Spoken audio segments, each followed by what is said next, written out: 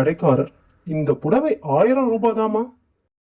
தீபா, அதெல்லாம் எனக்கு தெரியாது. பக்கத்து வீட்டுக்காரி இதே புடவைய 1200க்கு வாங்கியிருக்கா. நான் என்ன குறைஞ்சவளா? இந்தா பிடி 1300. பேராசிரியர், சரி அட்டெண்டன்ஸ் எடுக்கலாமா? மாணவன், கொஞ்சம் பொறுங்க சார். வழக்கமா எல்லாருக்கும் பின்னணி குரல் கொடுக்கிற கோபால் இன்னும் வரல. மனைவி, நீங்களும் தான் புடவை எடுத்துட்டு வந்திருக்கீங்களே. பாருங்க அந்த பெண் எவ்வளவு அழகா புடவை கட்டிட்டு போறான்னு. கணவன், நானும் இப்பதாண்டி யோசிக்கிறேன். நான் எடுத்து கொடுத்த புடவைய அந்த பொம்பளைக்கே கட்டி அழகு பார்த்திருக்கலாம்னு. கவின், நான் இனிமேல் என் மனைவிக்கு பேண்ட் ஷர்ட் வாங்கி தர போறேன். நிர்மல், ஏன்?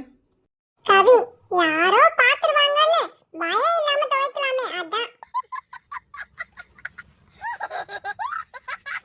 ரீனா, தீபாவளிக்கு உங்க கடையில வாங்கின புடவைக்கு ஒரு பிளாஸ்டிக் பக்கெட் இனாமா தந்தீங்களே.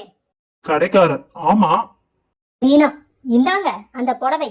இத வச்சுக்கிட்டு இன்னொரு பிளாஸ்டிக் பக்கெட் கொடுங்க.